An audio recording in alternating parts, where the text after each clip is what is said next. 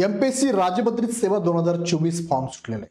5 जानेवारी पासून 25 जानेवारी पर्यंत फॉर्म भरायचे. सो आपल्यापैकी कोणी विद्यार्थी फॉर्म भरणार असाल तर फॉर्म कसा भरायचा याबद्दलचा हा व्हिडिओ बघितल्यानंतर फॉर्म भरायला हरकत नाही. आता त्यात अगोदर इग्नाइट अकॅडमीकडनं तुमच्यासाठी हा एक कोर्सेस लॉन्च केलेला आहे. एमपीएससी राज्यपत्रित पूर्वपरीक्षेचा एक कोर्स आहे, कंबाईन पूर्वपरीक्षेचा एक कोर्स आहे. आता दोघं एकत्रित घेतले तर आपण फाउंडेशन बॅच म्हणतो 8,999 प्लस जीएसटी.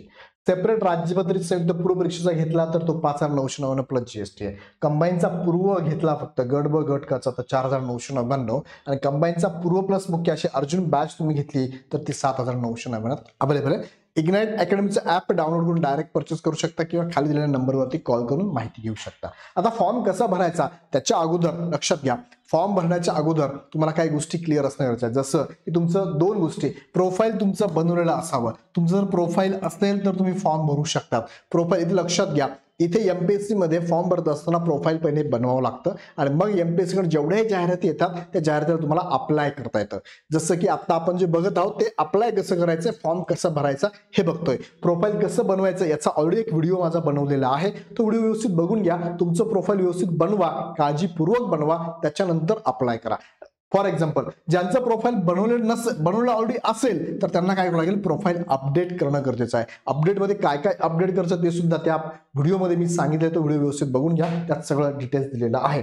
सो आता आपण बघणार आहोत की तुम्हाला फॉर्म कसा भरायचा. आता फॉर्म कसा भरायचा सुरुवातीलाच लक्षात घ्या, सुरुवातीला तुम्हाला एक मुद्दा क्लिअर करायचा की इथे तुम्हाला लॉग इन करायचं. तुमचा जर फॉर्म भरून झाला, तुमचं प्रोफाईल बनलेलं आहे तर लगेच तुम्हाला ते काय लॉग इन करायचंय. लॉग इन करताना एकतर तुम्ही काय करू शकता, ईमेल आयडीने लॉग इन करू शकता किंवा मोबाईल नंबरने करू शकता. इथे ईमेल आयडी मोबाईल नंबर दोन्ही टाकावं लागणार आहे. जो ईमेल आयडी तुम्ही इथे दिलेला होता तोच ईमेल आयडी मोबाईल नंबर टाकायचा. ओटीपी येतो, ओटीपी व्हेरीफाय करायचा आणि सबमिट करायचं. सबमिट करून झालं की मग तुमच्या पुढे तुमचं प्रोफाईल ओपन होतं. प्रोफाईल ओपन झालं की तुम्हाला हे ऑप्शन्स येतात. या ऑप्शन पैकी तुम्ही माय अकाउंटला जाऊन प्रोफाईल अपडेट करू शकता किंवा प्रोफाईल व्ह्यू करू शकता. पण तुम्हाला इथे जायचं आता ऑनलाईन ऍप्लिकेशनवर जायचंय. ऑनलाईन ऍप्लिकेशनवरती क्लिक केलं तुमच्या समोर खाली ओपन होते बघा पब्लिश. ऑनलाईन ऍप्लिकेशन मध्ये कोणत्या डेटला ऍड पब्लिश झाली आहे, ऍडव्हर्टाइजमेंटचा नंबर येतो, ऍडव्हर्टाइजमेंटचं नेम येतं आणि त्याचं देवनागरी लिपीमध्ये नाव येतं. आता इथे भरपूर सारे नावं तुम्हाला येतील. सगळ्यांसाठी तुम्ही लगेच फॉर्म भरू शकत नाही, इथे व्ह्यू करू शकता पण फॉर्म भरू शकत नाही. ह्या सगळ्या ऍड तुम्ही इथे पण व्ह्यू करू शकता. आता पुढे जर गेलो आपण तर असंच तुम्ही खाली स्क्रोल करत गेला, तुम्हाला बघा 5 जानेवारीला पब्लिश झालेली 414 नंबरची जी ऍड आहे, Maharashtra gazette services combine preliminary examination 2024, या ऍडला तुम्हाला काय करायचंय, अप्लाय करायचंय. मग अप्लाय करण्याच्या अगोदर तुम्ही इथे व्ह्यू केलं, व्ह्यू वरती क्लिक करायचं. इथे क्लिक केलं की तुम्ही पुढे ऑप्शन ओपन होतं बघा अशा पद्धतीने. ही तुम्ही व्ह्यू केली. ऍडव्हर्टाइजमेंट नंबर काय 414 नंबरची ऍडव्हर्टाइजमेंट नंबर आहे, Maharashtra gazette civil service combine preliminary examination 2024. हे तुम्हाला चेक एलिजिबिलिटी वरती क्लिक करायचं.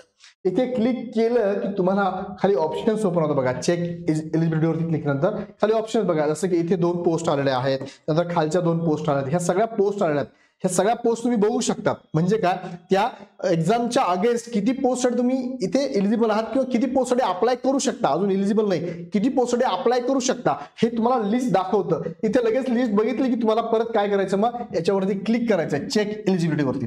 इथे क्लिक केलं की आता साधारणतः बघा आता जी एक्झाम आली आहे, जी राजपत्रित सेवा आली, त्यामध्ये किती पोस्ट टोटल 12, 2 आणि 2 म्हणजे जवळपास 16 पोस्ट आहे. 16 पैकी काही पोस्ट अशा आहेत की ज्या पोस्टला स्पेशलाइज ग्रॅज्युएशन लागतं, स्पेशलाइज विषयामधलं पदवी लागतं. पण तुमचं जे ग्रॅज्युएशन तुम्ही ते शो केलंय प्रोफाईलमध्ये जे शो केलं असेल त्याच्याच अगेन्स्ट तुम्हाला इथे दाखवणार ते. जसं की मी इथे शो केलंय माझं बीकॉम झालंय, मग बीकॉम झालं तर बीकॉमचं बीए झालाय तर बीएचे विद्यार्थी कुठे कुठे क्वालिफाय आहेत त्यानुसार लगेच तो दाखवतो बघा. You are eligible and can apply for this post. म्हणजे कोणती पोस्ट ही डेप्युटी चीफ एक्झिक्युटिव्ह ऑफिसर, त्यालाच आपण ब्लॉक डेव्हलपमेंट बीडीओ म्हणतो, त्यासाठी अप्लाय करू शकता. ग्रुप ची पोस्ट आहे. You are not eligible for this post म्हणजे काही पोस्ट कोणती, assistant director Maharashtra finance and account services, याला कॉमर्सचा विद्यार्थी लागतोय, बीएचा विद्यार्थी चालणार नाही म्हणून त्यांनी मला सांगितलंय नॉट ऍप्लिकेबल. काय कारण त्याचं, graduate or post graduation qualification with any subject condition fail. म्हणजे तुम्ही इथे कंडिशन फेल करता ग्रॅज्युएशनची.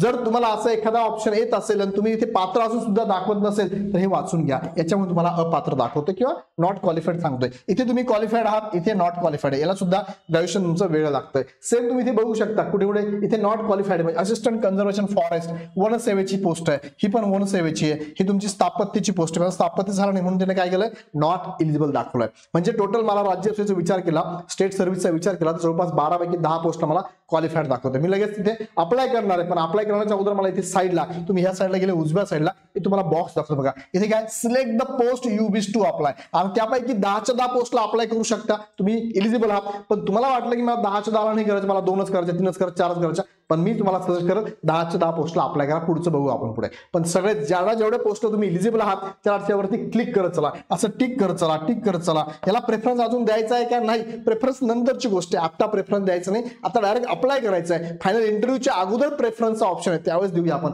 आता तुम्ही सगळ्यांवरती क्लिक टिक टिक करत जायचंय आणि अप्लाय करायचंय. अप्लाय केलं की लगेच तुमच्यासमोर विंडो येते का, इथे तुम्हाला सिलेक्ट करायचं आहे, सेंटर सिलेक्ट करायचं आहे, त्यानंतर इथे डिक्लेरेशन वरती क्लिक करायचं आहे, इथे लोकेशन टाकायचं जे काय असेल नाशिक पुणे जे काय असेल ते, आणि इथे क्लिक केलं की तुम्हाला लगेच इथे काय करायचंय सबमिट आणि पे फी. डायरेक्ट तुम्ही फीच्या कॉलमवर जातात. आता काही विद्यार्थ्यांना कदाचित हे सर मला इथे ऑप्शनच येत नाहीये, हे मला एलिजिबल दाखवतच नाही, याचा अर्थ काय तुमचं प्रोफाईल जे बनवलेलं आहे ना त्या प्रोफाईलमध्ये काहीतरी गलत झालेलं आहे. प्रोफाईलमध्ये काय गलत झालं असेल त्यांनी ते सांगितलं, क्वालिफिकेशन क्रायटेरिया फेल्ड किंवा जो पण ऑप्शन तो चेक करा, प्रोफाईलमध्ये परत जा, हे काय भरू नका. मग प्रोफाईलमध्ये सुरुवातीला मी दाखवलं प्रोफाईल ओपन करा, ईमेल आयडी आणि मोबाईलवरनं OTP घेऊन प्रोफाईल ओपन करा, माय अकाउंटवर जा, माय अकाउंटवर जाऊन एज्युकेशन मध्ये जा, तिथे अपडेट करा, सेव्ह करा, लॉक करा प्रोफाईल आणि परत एकदा मग काय करा फॉर्म भरायचा प्रयत्न करा. आता प्रोफाईल ओपन करताना लॉक अनलॉक करावं लागते, मग प्रोफाईल ओपन होते आणि परत लॉक केल्यानंतर तुम्ही अप्लाय करू शकता. हे पण छोट्याशा गोष्टी लक्षात ठेवा. मग इथे फॉर्म भरताना फीजवर तुम्हाला जायचंय, फीजवर तुम्ही गेलात तुमच्यासमोर ऑप्शन येतोय सिलेक्ट पेमेंट मोड. सिलेक्ट पेमेंट मोड तुम्हाला काय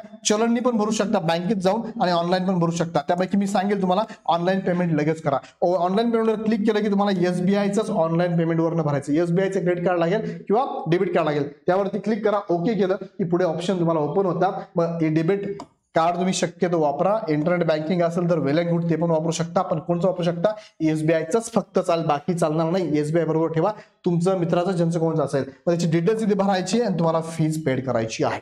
आता फीज पेड तुम्हाला फीज ऑप्शन 344 कॅटेगरीमध्ये असाल 344, ओपन मध्ये असेल तर 544 पर्यंत फीज आहे. मग तुम्हाला इथे तुमच्या प्रोफाईलची प्रिंट आउट पण घ्यायची, प्रिंट सेव्ह प्रोफाईल, हे लक्षात ठेवा, बरेच जण करत नाही.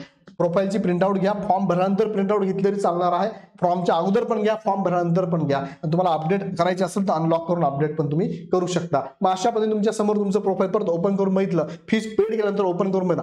बघा फीज ऑनलाईन पेड करत असताना फीज पेड केल्यानंतर काही मिनिटं थांबा, बंद करू नका, लॉग आउट होऊ नका, काही मिनिटं वेट करा. का वेट करा, इथे जोपर्यंत फीज पेड असा ग्रीन कलरचा ऑप्शन येत नाही तोपर्यंत थांबा. जर तुम्ही डायरेक्ट लॉग आउट झाला तर हा प्रॉब्लेम येतो, बऱ्याच विद्यार्थ्यांना परत फी भरावी लागते. जसं की मी फी पेड केली नाहीये म्हणून त्यांनी दाखवलंय फीज नॉट पेड. पण मला जर वाटलं नंतर फीज पेड करायची आहे ती डायरेक्ट मी काय करू शकतो, इथे जाऊन पे नाव करू शकतो, डायरेक्ट पे करू शकतो. बघा तुम्ही शेवटच्या ऑप्शन पर्यंत गेला, फीज पेड केली नाही तर काही प्रॉब्लेम नाहीये. तुम्हाला वाटलं काय डाऊट आहे, थांबून जा, इथे थांबून गेला की प्रोफाईल मध्ये तुम्हाला ऑप्शन येऊन जातोय फीज नॉट पेड, पे नाव केलं की तुम्ही पे करू शकता. पेमेंट हिस्ट्री इथून मागची जी असेल ते पण तुम्ही चेक करू शकता, चेक पेमेंट स्टेटस पण चेक करू शकता, किंवा ही पूर्ण प्रोफाईल व्ह्यू पण करू शकता आणि ऍप्लिकेशन कॅन्सल पण करू शकता. सो अशा पद्धतीने तुम्हाला फॉर्म भरायचा आहे. फॉर्म भरताना जेवढे पद आता घोषित झालेले आहे तेच पद तुम्हाला फॉर्म मध्ये दिसणार नाही. डेप्युटी कलेक्टर डिव्हाइस पद आहे का, नाही, आता आलेलं नाहीये, तो दिसणार नाहीये. नंतर जर क्वचित ते पद आलं तर तुम्हाला तो ऑप्शन दिला जाईल, MPSC ऑप्शन प्रोव्हाइड करेल. नंतर त्यासाठी तुम्ही फक्त अप्लाय करू शकता, फीज भरायची परत गरज पडणार नाही. सो आता तुमच्या लक्षात आलं असेल. इथे बघा परत एकदा मी तुम्हाला रिटर्न सांगतो, ज्यांना फाईल अनलॉक आणि ज्यांना फाईल अपडेट करायची त्यांना अनलॉक पहिले करावं लागेल. अनलॉक केल्यानंतरच ते अपडेट करू शकतात, प्रोफाईल व्ह्यू करू शकता, पासवर्ड पण चेंज करू शकता. सो अशा सगळ्या गोष्टी अशा पद्धतीनेच तुम्हाला फॉर्म भरायचा आहे. काही अडचण असेल फॉर्म भरताना तर कमेंट बॉक्समध्ये नक्की कळवा. व्हिडिओ आवडला तर लाईक करा, चॅनल सबस्क्राईब करा, कारण तुमच्या मनातील प्रश्नांचं उत्तर म्हणजेच इग्नाइट अकॅडमी आहे. जाता सांगतो अजिबात रिस्क घेऊ नका. कुठे बॅच केली असेल, कुठे अभ्यास केला असेल, तुमचा अभ्यास झाला जरी असेल, कुठे अभ्यास काही महिन्यांपासून करत असाल तरी पण फार कमी फीज मध्ये ही बॅच तुम्हाला अवेलेबल आहे. फक्त 5,999 प्लस GST आहे. लगेच जॉईन करा, अजिबात रिस्क घेऊ नका. तुमचे कॉम्प्युटर तुमच्या पुढे आहेत. किंवा तुम्हाला गट ब आणि गट क ची पण तयारी याच्याबरोबर करायची असेल तर फाउंडेशनची बॅच, तिन्ही म्हणजे राज्यसेवेची पूर्व असेल किंवा राजपत्रित पूर्व असेल आणि कंबाईनची पूर्व असेल, एकत्रित तयारी 8,999 मध्ये फक्त होणार आहे. लगेच इन्स्टंट जॉईन करा, कारण तुमच्याकडे वेळ कमी आहे. 4 महिन्यामध्ये सगळं प्रिपरेशन करायचं आहे, कमी वेळेत जास्त अभ्यास करायचा आहे. सो तुम्हाला पूर्ण अभ्यास कसा करायचा, कोणते टॉपिक महत्वाचे सगळी सांगणार ही बॅच पूर्ण टीम तुम्हाला इथे गाईड करणार आहे. सो तुम्हाला फक्त आम्ही सांगू तेवढं फॉलो करा, डेफिनेटली हे पद तुम्हाला मिळणार आहे. सो नक्कीच हा व्हिडिओ आवडला तर लाईक करा, चॅनल सबस्क्राईब करून ठेवा. पुन्हा भेटूया नेक्स्ट व्हिडिओमध्ये. धन्यवाद.